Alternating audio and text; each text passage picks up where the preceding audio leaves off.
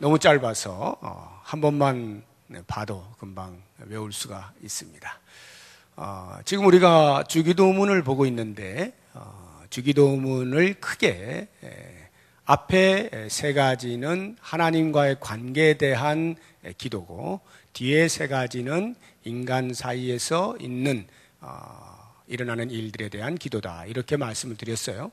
지난주까지 하나님과 관계되어진 기도 세 가지를 다 살펴보았습니다. 그것은 하나님의 이름이 거룩히 여김을 받으십시오라고 하는 기도였고, 하나님의 나라가 이 땅에 임하기를 원합니다라고 하는 기도, 그리고 하나님의 뜻이 하늘에서 이루어진 것 같이 이 땅에서도 이루어지길 원합니다. 이렇게 세 가지 하나님과 관계된 기도의 제목들을 가지고 우리가 왜 이렇게 기도해야 되는가 하는 것들을 살펴보았습니다. 이제 오늘부터 우리 인간 사이에서 필요한 것들에 대한 이제 간구가 나오는데, 그 첫 번째가 먹을 것입니다. 일용할 양식에 대하여 구하라는 것이고요.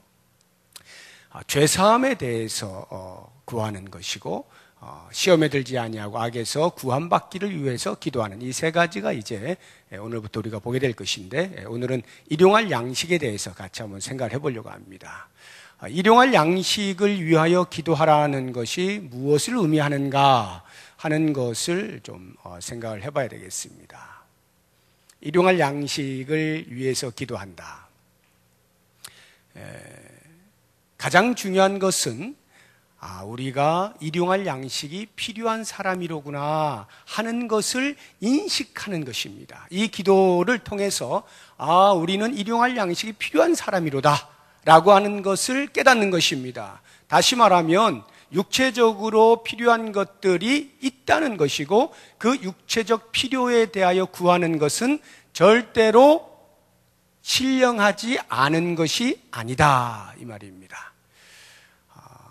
제가 주일에도 이렇게 말씀을 드리지만 그 초대교회 당시에 있었던 그 사상이 오늘날에도 이렇게 흘러오는 것들이 있는데, 이원론적 사상입니다. 영혼은 깨끗하고 선하고 우리 육체는 악하고 더러운 것이다 라고 하는 이런 구분되어진 사상을 가지고 있는 사람들이 있고, 그것이 이 신앙과 같이 맞물리면서 새로운 신학을 만들어내는 그런 일들이 기독교 역사 가운데 있어 왔습니다. 그러나 우리의 영혼이 선한 것 같이 우리의 육체도 선하다는 것을 먼저 알 필요가 있습니다. 그래서 이 악한 육체를 막 눌러서 선한 영혼을 더 부각시키는 그럴 필요가 전혀 없는 것입니다. 왜 육체를 제가 선하다라고 말씀을 드리느냐 하면, 비록 우리가 죄를 지어서 타락은 했습니다만 그 타락한 것이 육체가 타락한 게 아니에요. 전인이 타락을 한 것이지 육체만 타락하고 영혼은 계속 순수하게 남아있는 게 아닌 것입니다. 하나님께서 사람을 만드실 때 어떻게 만드셨는가를 가만히 생각해 보세요. 말씀으로 모든 천지 만물을 지으십니다. 그리고 유독 사람을 만드실 때는 흙으로 빚어가지고 흙으로 빚습니다. 그리고 그 다음에 그 코에 생기를 불어넣습니다. 자, 그렇다고 하면 흙으로 빚는다라고 하는 것이 곧 우리의 이 껍데기를 만든다는 것 아닙니까? 육체를 만들어요. 그리고 나서 코에 생기를 불어넣어 영혼이 들어가게 하는 것입니다. 자, 그렇다고 하면 육체가 없는 것에 어떻게 영혼이 존재할 수가 있겠어요? 영혼이 생기로 살아 움직이기 위해서는 반드시 육체가 있어야 돼요. 그걸 아시는 하나님께서 육체를 먼저 빚으셨다 이 말이에요. 그렇다고 하면 하나님께서도 육체를 먼저 만드시고 영혼을 불어넣으셨는데 왜 우리가 육체를 악하다라고 취급을 하느냐라고 하는 것입니다. 물론 육체를 먼저 만들고 생기를 불어넣었다라고 하는 것이 육체와 영혼 가운데 어떤 것이 더 중요하냐라고 하는 어떤 우선순위를 말하려고 하는 것은 아닙니다. 오히려 그 반대입니다. 영혼과 육체는 우선순위가 없이 동등하게 중요하다라고 하는 것입니다. 그래서 어느 것 하나를 하대하면 안 되는 거예요. 우리가 일용할 양식을 하나님께 구하는 그 기도를 할 때마다 우리의 육체가 얼마나 소중한가라고 하는 것을 인식을 해야 하는 것입니다. 기독교 역사 가운데에서 이 부분에 대하여서 오해를 하신 분들이, 유명한 분들 가운데에도 오해를 하신 분들이 있어서 고상한 신앙을 위해서 이 마태복음 6장 11절의 말씀, 예수님께서 가르쳐주신 일용할 양식을 주시옵고라고 하는 이 기도를, 그 일용할 양식을 우리의 이 먹는 이 양식으로 보지 않고 하나님의 말씀이라 하고 영적인 해석을 하신 분들이 계셔요. 그 가운데 우리가 참으로 존경하는 성 어거스틴 같은 사람도 있습니다. 영해를 한다고 하는 것, 그래서 우리가 영의 양식, 하나님의 말씀을 사모하고 그 말씀을 날마다 주시옵소서 기도하는 것, 그것은 전혀 틀린 게 아니에요. 그러나 이 말씀을 그렇게 보는 것은 일용할 양식을 구하는 것이 천하다라고 하는 생각이 있기 때문입니다. 그런 면에서 그러한 영적인 해석은 올바르지 못하다라고 하는 것입니다. 이 말씀은 액면 그대로 우리의 일용할 양식을 구하는 것입니다. 그것이 그렇게 중요하다라고 하는 것이에요. 마태복음 이 산상수훈을 보시게 되면 무엇을 먹을까, 무엇을 마실까, 무엇을 입을까 염려하지 말아라, 막 이렇게 말씀이 나오잖아요. 한번 볼까요? 6장 25절 한번 보세요. 6장 25절 보면, 그러므로 내가 너희에게 이르노니 목숨을 위하여 무엇을 먹을까, 무엇을 마실까, 몸을 위하여 무엇을 입을까 염려하지 말라. 목숨이 음식보다 중하지 아니하며 몸이 의복보다 중하지 아니하냐. 31절 같이 읽어봅니다. 시작. 그러므로 염려하여 이르기를 무엇을 먹을까, 무엇을 마실까, 무엇을 입을까 하지 말라. 이런 말씀들이 있다 보니까 성도는 적어도 먹는 것 때문에 걱정해가지고 기도하고 이러면 안 된다라고 하는 것으로 일용할 양식을 구하지 않는 경우가 있는데, 이것은 크게 오해를 하는 것입니다. 어떤 오해냐 하면, 지금 예수님께서 말씀하시는 것은 무엇을 먹을까, 무엇을 마실까, 무엇을 입을까 염려하지 말라는 것이지 구하지 말라는 뜻이 아니에요. 염려하는 것하고 구하는 것은 전혀 다른 이야기입니다. 염려한다는 것은 하나님이 진짜 주실까? 라고 하는 하나님의 존재와 하나님의 능력과 하나님의 자기 자녀들에 대한 사랑을 의심하는 행위가 염려예요. 그러나 구한다라고 하는 것은 전혀 다른 이야기죠. 우리의 자녀가 부모에게 당연히 용돈 주세요, 구할 수 있지 않습니까?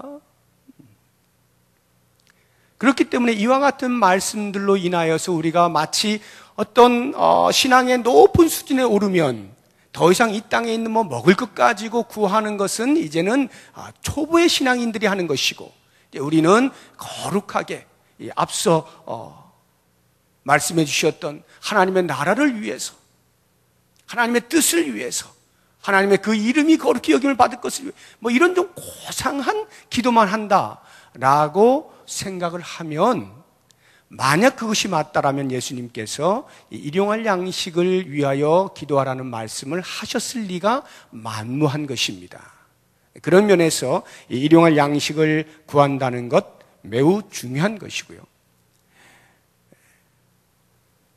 우리의 자녀가 먹을 것이 없어가지고 골골골골 거리다가 이렇게 부모 앞에 이렇게 나오면, 어느 부모가 그 피골이 상접한 아이를 보고, 야, 너 정말 거룩한 일을 위해서 열심히 하는구나, 먹는 거 신경 안 쓰고, 이렇게 칭찬할 부모가 어디 있어요? 너 지금 뭐 하고 있니? 내가 너를 굶겼냐?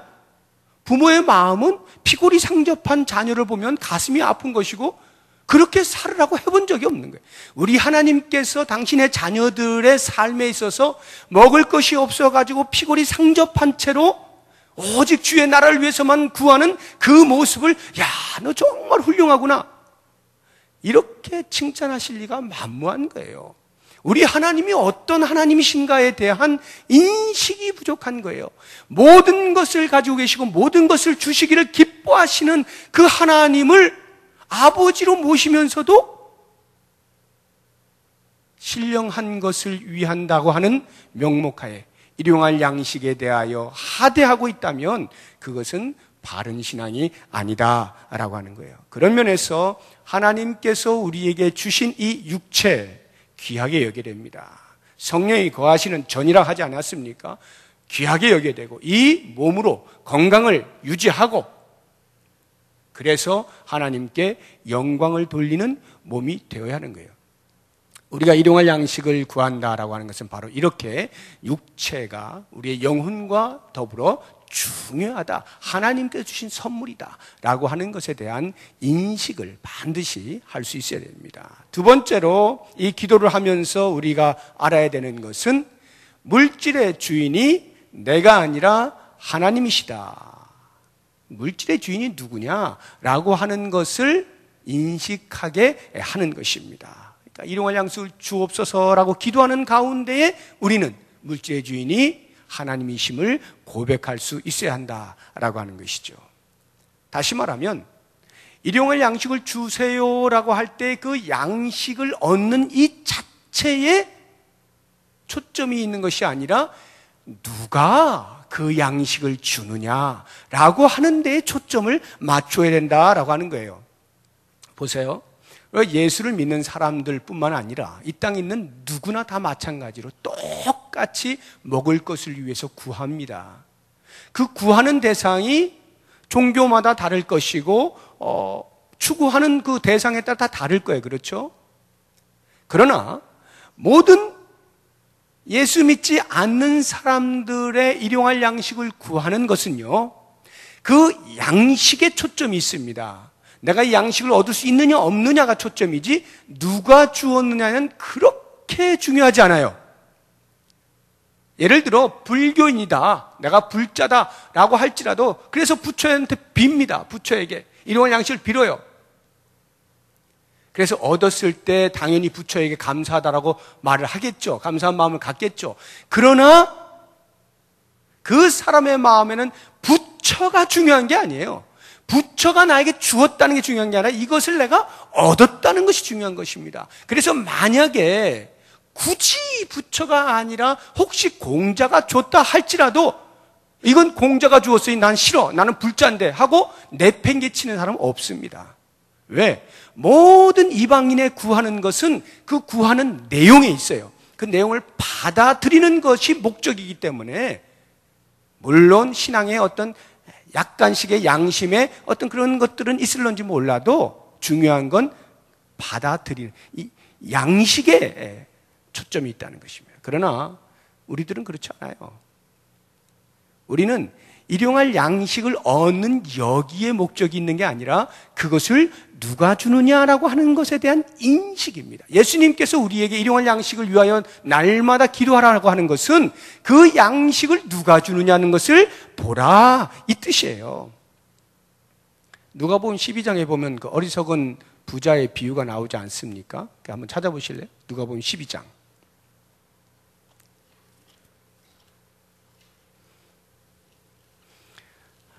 흥미로운 모습을 볼 수가 있는데요. 누가복음 12장 16절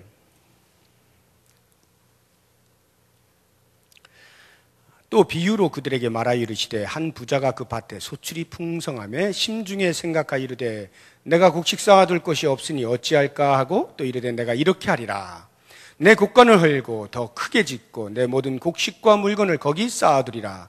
또 내가 내 영혼에게 이르되 영혼아 여러 해 쓸 물건을 많이 쌓아두었으니 평안히 쉬고 먹고 마시고 즐거워하자 하리라 하되 하나님은 이르시되 어리석은 자여 오늘 밤에 내 영혼을 도로 차렸으리니 그러면 내 준비한 것이 누구의 것이 되겠느냐 하셨으니 자기를 위하여 재물을 쌓아두고 하나님께 대하여 부여하지 못한 자가 이와 같으니라. 예수님의 비유의 말씀인데 여기에서 17절부터 그 17절부터 보면 그 어리석은 부자의 마음에 자기가 이야기하는 것이 나오지 않습니까? 거기를 쭉 17절, 18절, 19절까지 읽어보시면 한국말로만 보아도 나라고 하는 것이 굉장히 많이 나옵니다. 이걸 헬라어 원어로 보면요 훨씬 많이 나옵니다. 일일이 우리 한국말이 다 번역을 안 해서 그렇지 전부 내가 내 곳과 늘고 내 물건을 내가 내 창고에 전부 나예요. 모든 것의 주인이 나라고 생각을 하는 것입니다.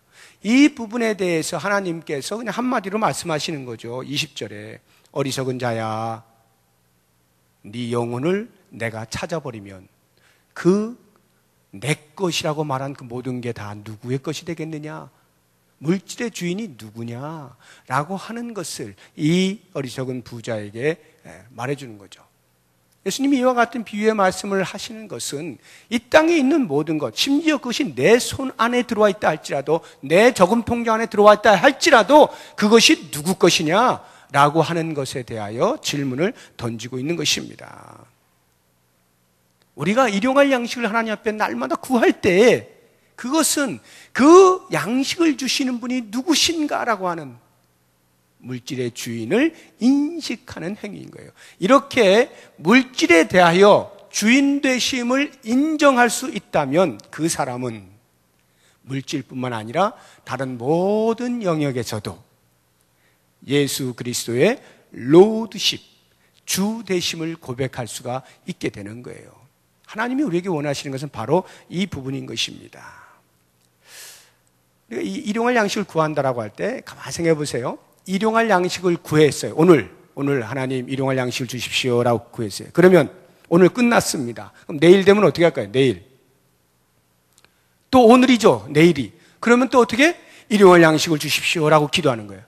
그렇게 볼 때 일용할 양식을 구하는 건 얼마나 자주 하는 겁니까? 매일 하는 겁니다. 이걸 잘 보셔야 돼요. 매일 기도하라는 거예요. 매일. 아우, 나도 염치가 있지. 어떻게, 뭐 일주일에 한 번 정도 아니면 한 달에 한 번 정도만 해야지. 어떻게 매일 일용할 양식을 주세요. 우리 하나님 뭐 궁색하신 분 같이 그렇게 하나? 그게 아니라고요. 그게 아니라고요. 하나님은 매일 구하시라는 거예요. 왜 그럴까요? 왜 우리에게 매일 구하시라 그래요? 하나님이 짜니까? 아주 그냥 짜니까 그냥 찔끔찔끔 이렇게 주시려고요? 그게 아닙니다. 우리 하나님은 주는 거는 이게 문제가 아닌 거예요. 모든 걸 가지고 계신 분이 자녀가 필요하다는데 그거 주는 건 문제가 아니에요. 정말 하나님께서 원하시는 것은 당신의 자녀들이 날마다 당신과 더불어 관계하기를 원하시는 겁니다.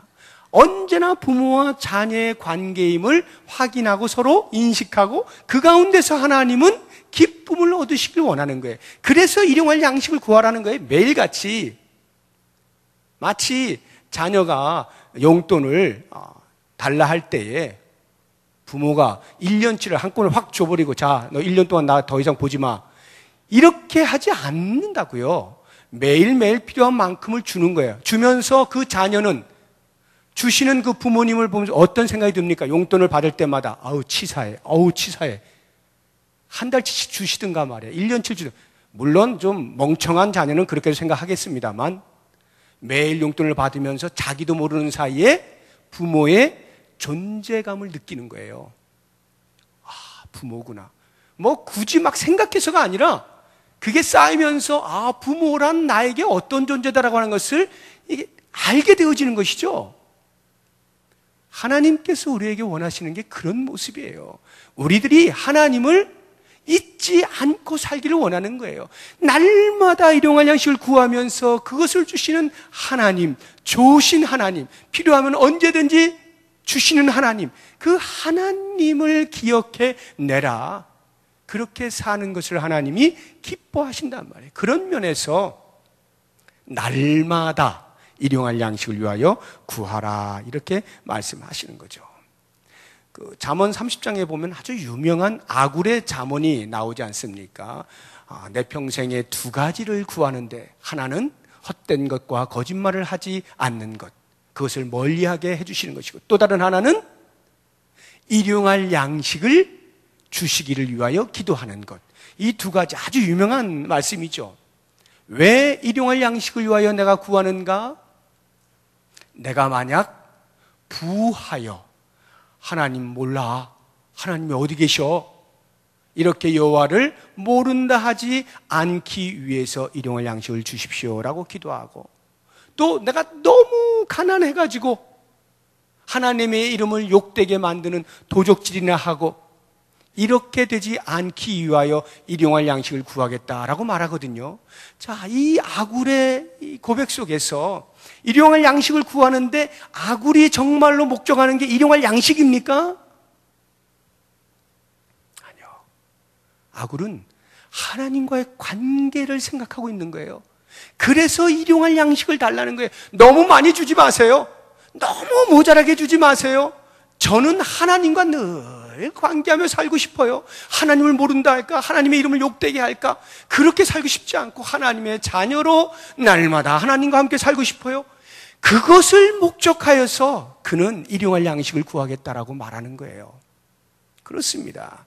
우리의 일용할 양식에 대한 구함은 그 양식에 있지 아니하고 물질의 주인이 누구인가에 대한 인식과 그분과 날마다 관계하는 삶, 여기에 있다라고 하는 것을 꼭 기억을 해야 됩니다. 마지막 세 번째로 이 일용할 양식을 구하는 기도 속에 우리가 꼭 알아야 되는 것은 하나님께서는 우리의 필요를 반드시 채우시는 분이시다 라고 하는 이 부분입니다. 우리의 필요를 반드시 채워주시는 분이시다. 우리의 기도를 통해서 이 하나님을 만날 수 있어야 돼요. 이 하나님을. 그래서 다시 마태복음 보시게 되면 6장 30절에 이렇게 나오죠. 오늘 있다가 내일 아궁이에 던져지는 들풀도 하나님이 이렇게 입히시거든 하물며 너희일까 보냐? 믿음이 작은 자들아. 아궁이에 던져질 들풀도 하나님께서 이렇게 입히시는데 하물며 너희일까 보냐? 내 아들아, 내 딸아, 너희들을 그냥 놔두겠니? 이렇게 하나님이 말씀하시는 거예요. 자, 이건 이제 예수님께서 이렇게 말씀하신 것이고, 우리 하나님께서 구약에서 어떻게 말씀하셨는가 한번 직접 찾아보죠. 욥기서 38장 한번 가보십시오. 욥기서 38장. 시편 앞에 있는 게 욥기입니다. 하나님께서 38장부터 욥에게 나타나셔서 당신이 어떤 분인가를 욥에게 계속 이야기해 주시는 가운데에 41절 보세요. 38장 41절. 다 같이 시작. 까마귀 새끼가 하나님을 향하여 부르짖으며 먹을 것이 없어서 허우적거릴 때에 그것을 위하여 먹이를 마련하는 이가 누구냐? 까마귀조차도 배고파 배고파 깍깍거리고 있으면, 까마귀가 깍깍거리나요? 아무튼 그렇게 하고 있으면 하나님이 그걸 들으시고 먹이를 준비하신다는 말이에요. 과연 그 까마귀의 우는 소리를 듣고 먹이를 준비하는 자가 누구냐? 욥에게 그 말씀을 하실 때에는 뭘 이야기하는 거예요? 내가 너를 모르겠니? 네가 지금 어떻게 사는 거를 모르겠니? 네가 지금 어떤 형편에 있다는 것을 내가 모르겠어? 이 말씀을 하시는 거예요. 하나님 어디 계십니까? 내가 이런 고통 가운데 있는데, 이런 고난 가운데 있는데 도대체 하나님은 어디 계십니까? 욥이 얼마나 부르짖습니까? 대답하지 아니하시는 님이여 제발 나타나 주시옵소서. 욥이 그렇게 간절히 하는데도 하나님이 가만히 계시다가 말씀하시는 거예요. 야, 까마귀도 깍거리면 내가 먹이를 준비하는데 네가 부르짖는 걸 내가 못 들었을 거라고 생각하냐? 너의 형편을 내가 모른다고 생각하니? 이 하나님, 미물도 먹을 것을 위하여 부르짖을 때 하나님이 먹을 것을 준비해 주신다면, 예비해 놓으신다면, 하나님의 자녀된 우리들의 삶에서 일용할 양식을 예비해 놓지 않으시겠느냐는 거예요. 준비해 놓고 계시지 않느냐. 우리가 구할 때에 그것을 모르는 척 외면하실 리가 만무하지 않겠는가. 우리의 필요를 충분히 채우시는 분이시다라고 하는 것이죠. 이것이 우리의 고백이 돼야 돼요. 그래서 사도 바울이 나는 풍부에 처할 줄도 알고 비천에 처할 줄도 알아. 일체의 비결을 배웠다. 내게 능력 주신 자에서 내가 모든 것을 할 수 있다. 나는 가난해도 주님께서 이미 그것을 다 알고 계시고 있고, 뭐 이런 이야기를 하고 있는 거예요. 그러면서 그 빌립보 성도들에게 그런 것처럼 너희도 제발 하나님께서 우리의 필요를 채우실 것에 대한 확신을 가져라 라고 말씀을 하시는 거예요. 빌립보서 4장 한번 가보겠습니다. 빌립보서 4장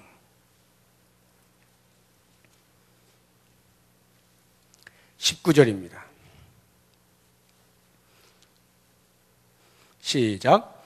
나의 하나님이 그리스도 예수 안에서 영광 가운데 그 풍성한 대로 너희 모든 쓸 것을 채우실 거다.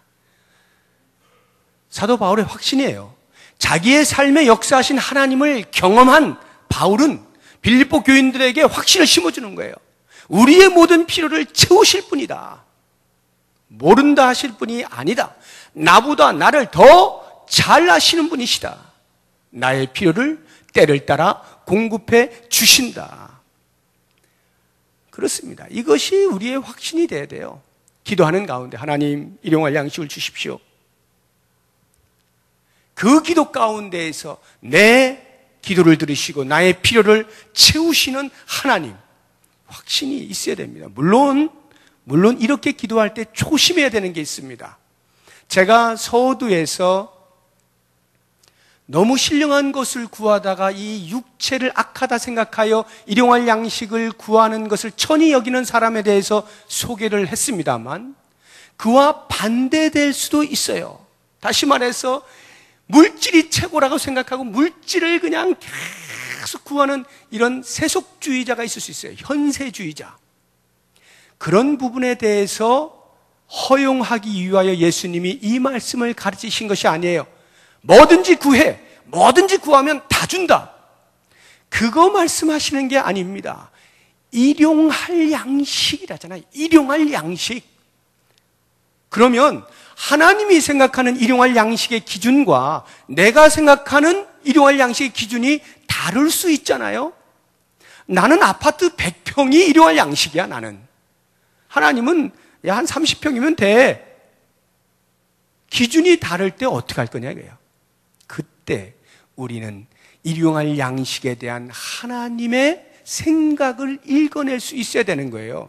그래서 이것이 나의 욕심인지 아니면 일용할 양식을 위하여 구하고 있는 것인지를 잘 봐야 됩니다. 일용할 양식이란 과하지 않는 겁니다. 과하지 않는 거예요.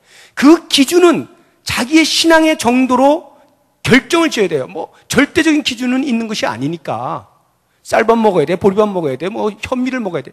절대적 기준이 있는 것은 아닙니다만 우리의 상식선에서 성도로서 이 땅에 살아가는 동안에 그 상식선에서의 일용할 양식이라고 할 때 내가 과연 물질에 대한 욕심을 부리고 있는 것인지 과다하게 욕심을 부리고 있는 것인지를 잘 봐야 됩니다. 그래서 과하면 이미 그것은 일용할 양식이 아니라 탐욕이 되는 거예요. 탐욕. 이것은 하나님께서 원치 아니하시는 것이죠. 우리가 구약시대의 만나 사건을 잘 알지 않습니까? 출애굽기 16장에 보면 그 만나 이제 이스라엘 백성들이 광야 생활하는데 이게 먹을 것이 없네. 막 원망하잖아요. 우리가 애굽에 있을 때는 이것도 먹고 저것도 먹었는데 여기 와서 아무것도 못 먹어. 그러니까 모세가 막 기도하니까 하나님께서 알았어 하고는 그때부터 만나를 내려주시지 않습니까? 근데 만나를 어떻게 내려주셔요? 매일 새벽마다 일어나서 거두게 하시는 겁니다. 매일 새벽마다 일어나서 거두게 하셔요. 그런데 욕심을 부렸네. 그래서 내일 것까지 내가 한꺼번에 구해야지 하고는 이틀치를 거두면 어떻게 돼요? 하루치는 썩어버려요. 하루치는 썩어버려요. 못 먹어요. 하나님이 그렇게 만들어 놓으셨어요. 이게 일용할 양식이라는 거예요. 과한 것은 이미 채해버린 거예요. 나에게 어울리지 않는 옷을 입어버린 거예요. 그런데 그것을 모르고 세상이 기준하여서 이미 많은 것을 취하는 것을 높은 사람이라 훌륭한 사람이라 여기고 있는 그것에 의해서 우리도 생각이 빼앗겨가지고 어떻게든지 많이 긁어 모으려고 하는 이러한 생각을 가지고 하나님 앞에 일용할 양식 주세요라고 한다면 그것은 더 이상 일용할 양식이 아닌 거예요. 하나님이 들으실 리가 없죠. 자, 그러면 만약에 일용할 양식을 구했는데 그 이상을 하나님이 주셨어. 그럴 수도 있잖아요. 많이 주시네? 이거 뭐 나 혼자 먹고 살기엔 너무 많아, 너무 많아. 그 무슨 뜻일까요? 하나님이 아이고 야 내가 실수했다, 계산이 잘못됐다, 가져와. 그러시는 분이 아니죠. 주실 때는 이유가 있어요. 이유가 있어. 뭘까요? 나누라는 거예요. 나누라는 거예요. 일용할 양식이 있는 것으로 족한 삶. 그런데도 남아? 나누어요. 나누어. 하나님이 원하시는 것은 바로 그와 같은 삶이에요. 그렇게 해서 끊임없이 우리의 마음속에서 재물을 쌓아두려고 하는, 적어도 다른 사람과 비교해서 이 정도는 내가 돼줘야 그래 사회적 레벨이 이렇게 유지가 되고 하는 이러한 것으로부터 이겨내도록 적어도 일용할 양식을 구하는 가운데 하나님 저로 교만치 않게 해주십시오. 저로 하나님 생각 이상을 넘어가지 않게 해주십시오.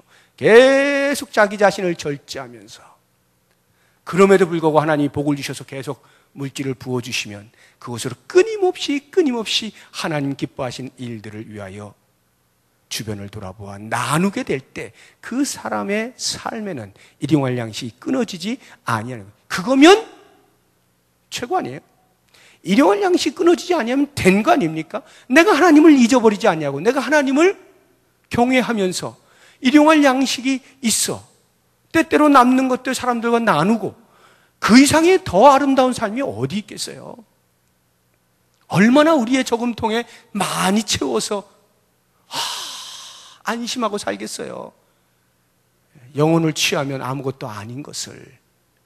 그렇기 때문에 우리가 일용할 양식에 대하여서 기도한다라고 할 때 바로 이와 같은 그 말씀 속에 담겨있는 의미들을 우리가 기도하는 가운데 계속 찾아내고 인식해냄으로써 하나님께서 어떻게 당신의 자녀들을 먹여 살리시고 인도하시고 어떠한 삶을 원하시는가라고 하는 것을 이 물질 세계 속에서도 분명히 경험하시면서 하나님께 영광을 돌리는 우리의 삶이 될 수 있기를 주의 이름으로 축복합니다.